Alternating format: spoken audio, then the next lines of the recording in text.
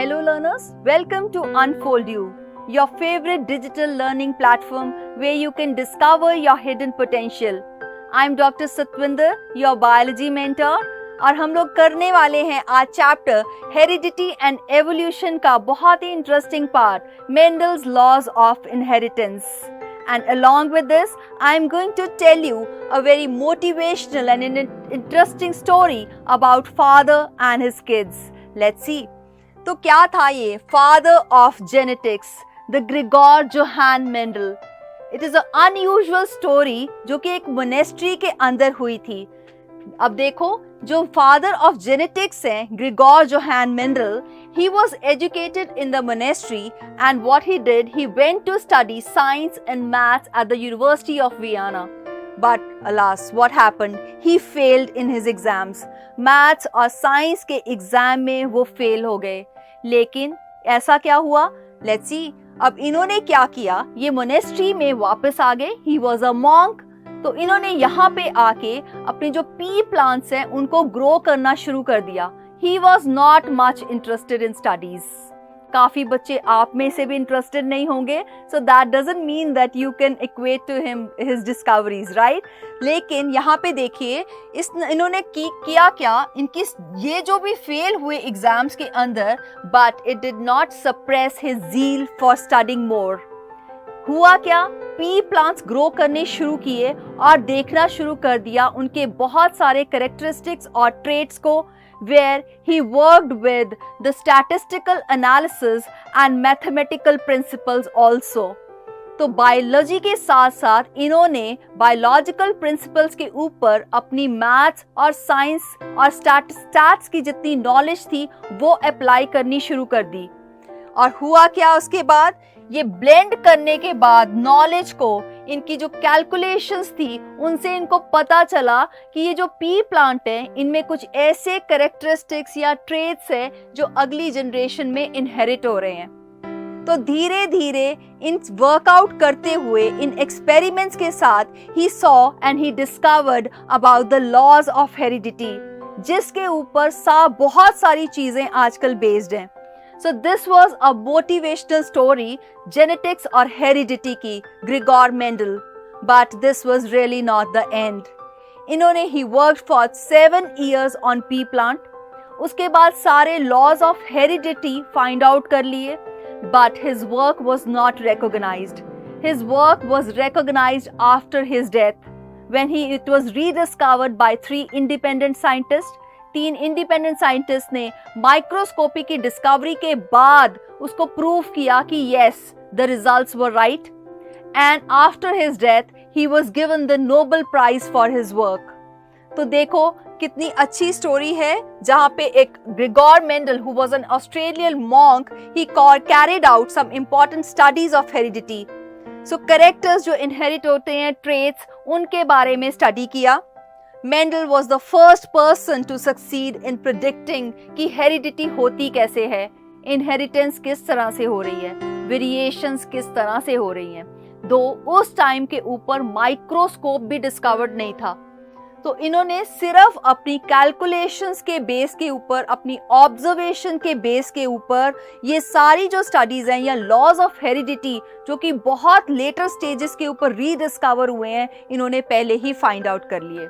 Right है complete explanation genetics की हमें जानने के लिए इसकी हमें बहुत ही केयरफुल स्टडी करनी पड़ेगी. Right, What were the Mendel's kids? So he was the father of genetics, but इसके kids कौन से थे? P plant. उन पी प्लांट्स को इन्होंने छोटे बच्चों की तरह रेज किया. He really took care of them. Approximately her generation के 10,000 plants he raised. So this was a lot of hard work and there was a lot of hard work involved in this. जो P plants थे इनकी pure varieties available थी. Pure varieties का मतलब है ऐसे P plants जिनके अंदर कैपिटल टी या स्मॉल टी अवेलेबल था. दैट मीन्स प्योरली टॉल थे.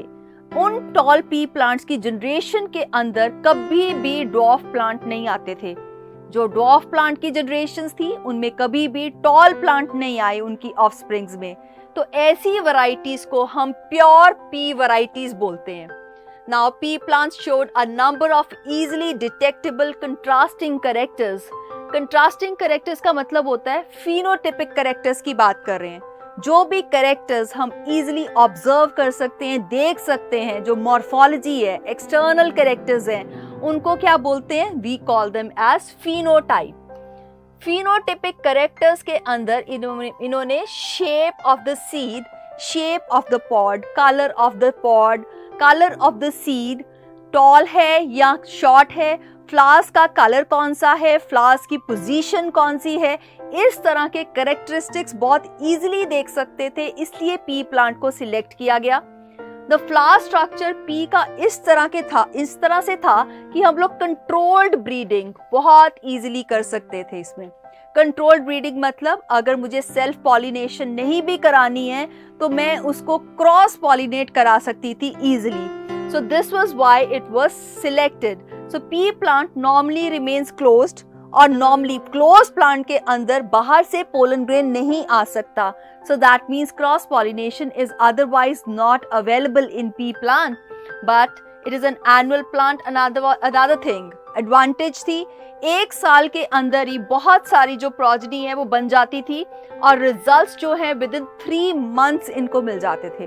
तो बहुत ज़्यादा नेक्स्ट जनरेशन के रिजल्ट्स को फाइंड आउट करने के लिए वेट करने की ज़रूरत नहीं थी, क्योंकि नेक्स्ट जो पी प्लांट है वो बहुत जल्दी ग्रो भी होते थे. They did not required much after care. Also large number of seeds were produced per plant. The plant is grown easily and at the time of pollination also इसको बहुत ज़्यादा केयर की ज़रूरत नहीं थी. So this was the reason why Mendel selected pea plant as his experimental material, right? So he was finally successful in working on the laws of inheritance. तो देखते हैं कि ऐसे क्या reasons थे जिससे मेंडल को सक्सेस मिला.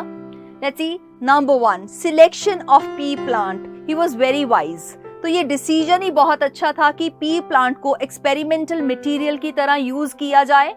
He used true breeding pea lines. That means ऐसी pea lines जो टॉल प्लांट वाली यूज की हैं तो वो प्योर थी बिल्कुल. उनके जनरेशन के अंदर कभी भी डॉफ प्लांट नहीं आता था. अगर डॉफ प्लांट यूज किया है स्मॉल टी तो उनकी सेल्फ पॉलिनेशन से कभी भी टॉल प्लांट नहीं आता था. So this was the another reason. He kept proper record of his observations. Then mathematical calculation और स्टैटिस्टिकल डेटा भी यूज किया गया बायोलॉजिकल प्रिंसिपल्स के साथ साथ. Large sample size also gave greater credibility to his data. So let's see ये होता क्या है. जैसा ही सैंपल साइज बहुत बड़ा, for example I give you an example. If you say that the most common blood group in India is B positive, तो आप मुझे ऐसा भी आके बोल सकते हो कि नहीं, हमारे घर में तो सबका ए बी है या ए ब्लड ग्रुप है, मेरी कॉलोनी में तो किसी का भी बी नहीं है, या मेरे नेबर्स में भी सबका ओ है. But why this data was why my what ever I said why it was wrong? क्योंकि आपने सैंपल साइज बहुत ही छोटा कलेक्ट किया है. जब भी ऐसे कोई प्रिंसिपल्स अप्लाई करने होते हैं वी नीड टू सी कि जो सैंपल साइज है वो बहुत ही लार्ज हो. So what am I saying when I said that the B positive blood group is most common in India? I mean to say कि आपने लार्ज पॉपुलेशन को जब आप देखोगे, दैट मीन्स पूरी इंडियन पॉपुलेशन, तो वहां पे आपको मेरी बात की क्रेडिबिलिटी जो है ज्यादा मिलेगी, राइट? सो जब भी ऐसे लॉज वर्कआउट होते हैं तो हमेशा लार्ज सैंपल साइज पे वर्कआउट होते हैं, right? So now let's see Mendel के पीस जो थे उनके बारे में कुछ जानते हैं. पी प्लांट के जो कैरेक्टरिस्टिक्स सिलेक्ट किए गए, लेट्स सी. फ्लावर का कलर, एक था फ्लावर का colour could be purple and white, easily distinguishable, कोई भी देख के बता सकता है this was purple and white colour flower. Plant की हाइट, कुछ टॉल थे कुछ शॉर्ट थे. Seed colour, this was yellow and green. Seed की शेप, कई सीड्स थे बिल्कुल राउंड और कई सीड्स थे रिंकल्ड. पॉड की शेप मतलब जो उसकी बाहर की जो फली होती है, pod colour was green and yellow.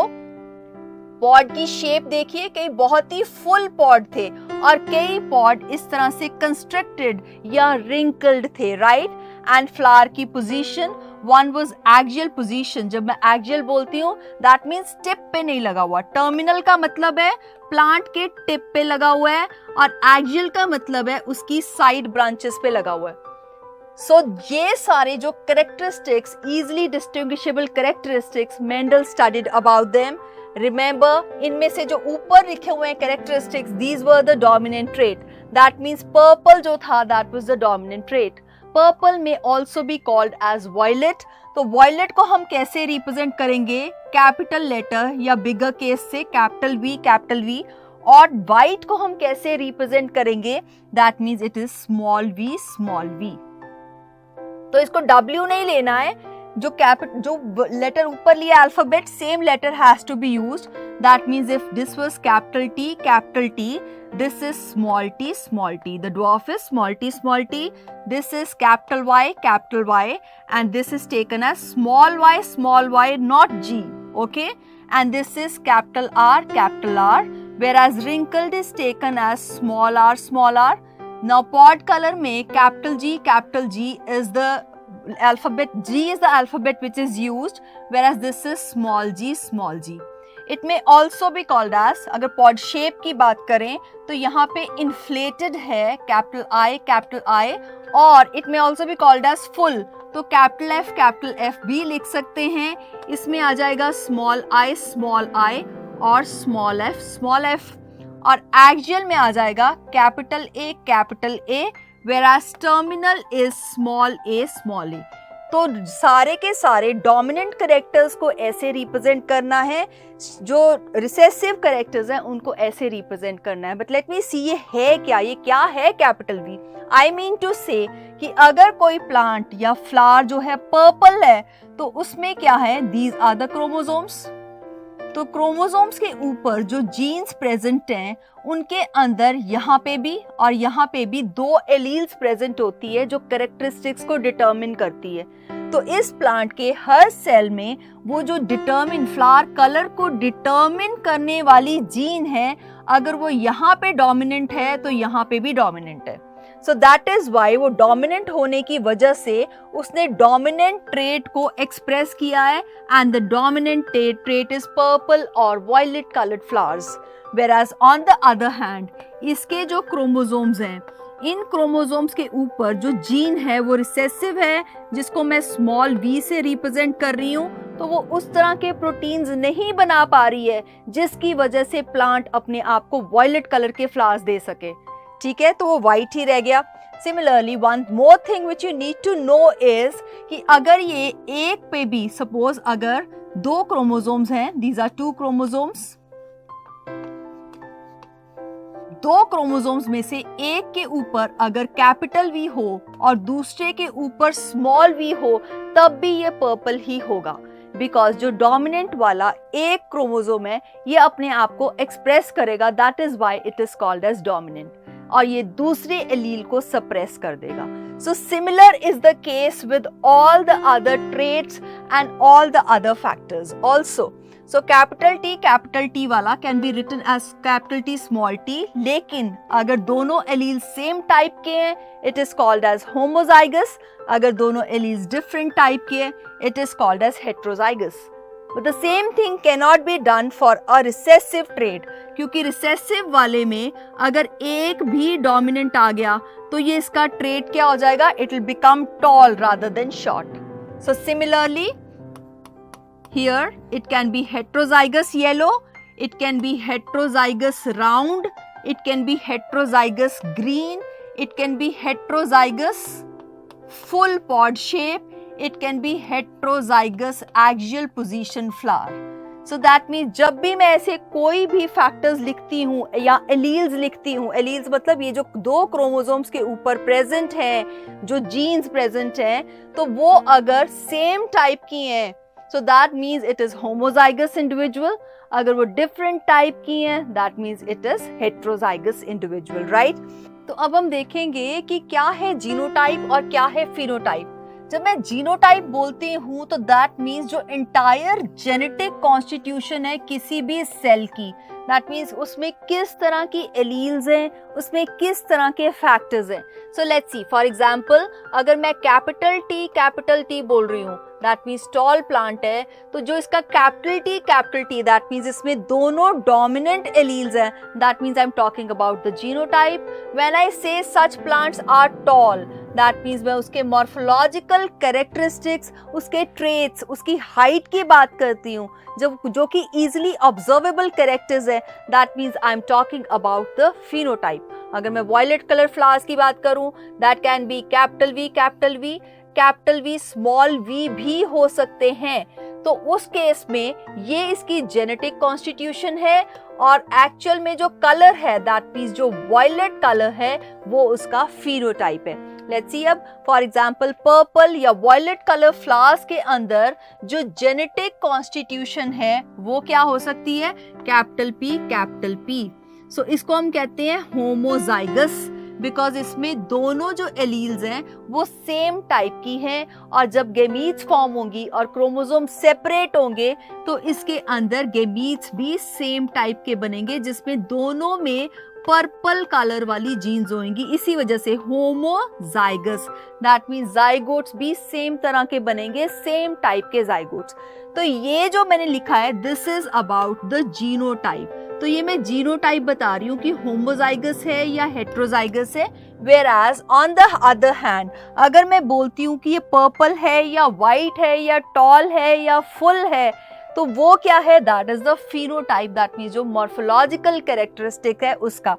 Now in the second case if you see, अगर फिनोटाइप पर्पल है तो genotype can either be homozygous purple और it can be heterozygous condition also. Heterozygous को हेट्रोजाइगस इसलिए बोला गया है क्योंकि ये दो डिफरेंट टाइप की गेमीट्स बनाएगा। अब इस सेल के अंदर जब गेमीट फॉर्मेशन होगी तो हमें पता है गेमीट्स के अंदर एक ही सेट है क्रोमोसोम का, उसमें से सिर्फ एक ही क्रोमोसोम जाएगा। So one gamete will have capital P, the other gamete will have small p. That is why it is called as heterozygous. अगर मैं वाइट की बात करती हूँ, जो कि एक फिनोटाइप या एक्सटर्नल कैरेक्टर है, उसमें हमेशा ही स्मॉल p होगा क्योंकि वो एक रिसेसिव कैरेक्टर है। किसी भी डोमिनेंट एलील के आने से वो कैरेक्टर एक्सप्रेस नहीं हो सकता।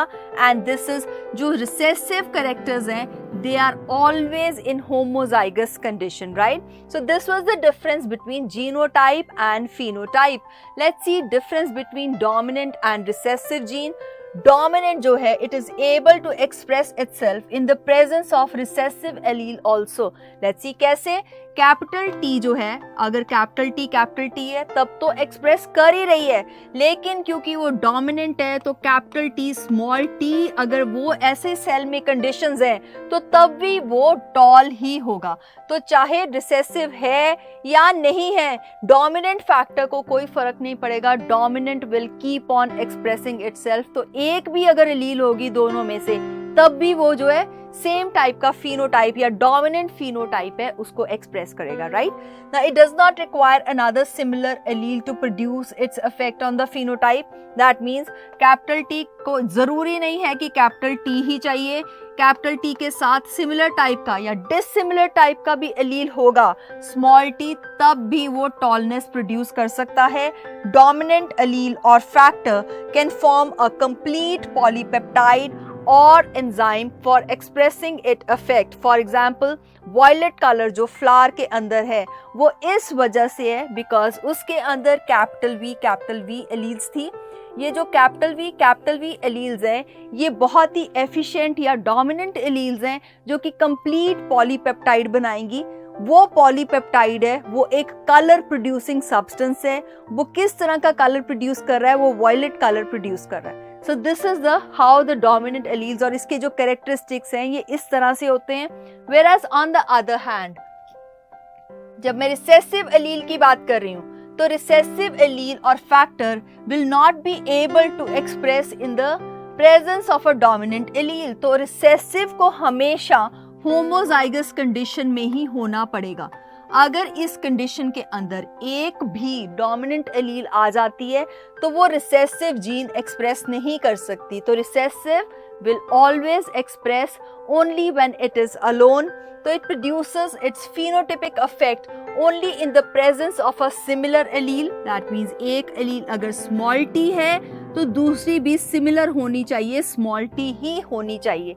सपोज अगर वो कैपिटल टी हो जाती तो व्हाट वुड हैव हैपेंड, वो रिसेसिव रहती नहीं, वो क्या बन जाता, डोमिनेंट बन जाती, right. So now recessive allele forms a incomplete polypeptide या डिफेक्टिव पॉलीपेप्टाइड, क्योंकि एलील्स ही रिसेसिव हैं, जीन्स के अंदर इंफॉर्मेशन ही वैसी है, वो आरएनए वैसा बनाएगा, उसके बाद उसमें प्रोटीन्स भी वैसे ही बनेंगे जो कि डिफेक्टिव हैं या इनकम्प्लीट है, जिसकी वजह से वो जो कैरेक्टर या ट्रेट जिसके लिए वो बनाई गई हैं वो फुली एक्सप्रेस ही नहीं होता। So that means it will become a recessive factor और a trait will be expressed by recessive gene.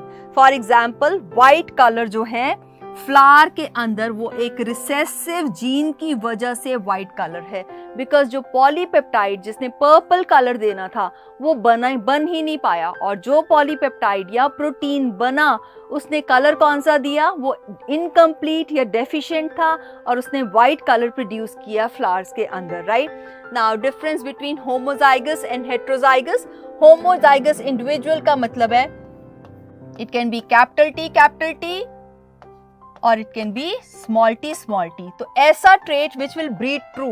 अब देखो कैपिटल टी वाले इंडिविजुअल्स को अगर मैं क्रॉस कराती हूँ, सेल्फिंग कराती हूँ, सेल्फिंग का मतलब है सेम टाइप के इंडिविजुअल से क्रॉस कराना, तो नेक्स्ट जनरेशन में भी टॉल प्लांट्स ही आएंगे। तो ऐसी जनरेशन या ऐसी लाइंस जिनके अंदर कभी भी टॉल प्लांट्स के अंदर कभी भी ड्वार्फ जनरेशन नहीं आ सकती है, those are called as true breeding P line. Similar thing is applicable for this recessive trait also. Both the alleles of a character are same, that means capital T हो सकती है या small t हो सकती है। इसी condition में हम इस इंडिविजुअल को होमोजाइगस कहेंगे। Homozygous individual can carry either dominant और रिसेसिव। तो ये डोमिनेंट भी हो सकती हैं दोनों एलील्स, या दोनों एलील्स रिसेसिव हो सकती हैं, लेकिन गेमीट्स एक ही टाइप की बनेगी। जैसे कैपिटल टी के अंदर अगर गेमीट्स की बात की जाए तो सभी गेमीट्स के अंदर कैपिटल टी एलील जाएगी। स्मॉल टी के अंदर अगर गेमीट्स की बात की जाए तो सभी के अंदर एटलीस्ट स्मॉल टी तो जाएगी। Now if you see another set of gametes, जो दूसरा सेल बनेगा उसमें भी स्मॉल टी है, यहाँ पे भी जो दूसरा सेट भी बनेगा उसमें भी कैपिटल टी है। So this is how it goes. Whereas heterozygous individual, they are never pure. Heterozygous का मतलब है उनके अंदर जीनोटाइप डिफरेंट है। So it can be capital T small t, which is the right thing. अब capital T small t के अंदर देखो, ये heterozygous individual इसलिए कहा गया है because इसके अंदर दो डिफरेंट टाइप की गेमीट्स प्रोड्यूस होंगी। 50% गेमीट्स में कैपिटल टी एलील जाएगी और 50% गेमीट्स में allele small T will be occurring. Now it carries dissimilar alleles. For example, capital T or small t है heterozygous individual, they will have both dominant as well as recessive allele. तो जब dissimilar दो type की alleles हैं तो naturally एक dominant होगी और एक होगी recessive. तो capital T small t वाली condition या capital R small r, capital A small a axial flowers के लिए, राउंड सीड्स के लिए, येलो सीड्स के लिए कैपिटल Y स्मॉल y, तो ये सारी कंडीशंस है heterozygous because they will also produce two different types of gametes, right. Now it produces two different types of gametes, ये हमने देखा है। इसमें गेमीट्स जो बनेगी, एक में 50% gametes will have capital R, 50% gametes will have small r. So this is how it goes. अब इस केस में आपने देखा कि किस तरह से एक पी प्लांट से शुरू होके हम लोगों ने देखा कि उसके डिफरेंट कैरेक्टरिस्टिक्स हैं, उसके अंदर होमोजाइगस हेट्रोजाइगस है, उसके जीन्स के ऊपर किस तरह से एलील्स प्रेजेंट हैं, एलील्स डिफरेंट टाइप के किस तरह हो सकते हैं, किस तरह से एक जेनेटिक कॉन्स्टिट्यूशन जो है वो फिनोटाइप को डिटरमिन करती है, जिस तरह के जीन्स उस तरह के morphological characters. So this was all about this topic. In the further coming video lessons, we'll be reading about further topics of the chapter. Till then, keep learning, keep sharing. Thank you so much.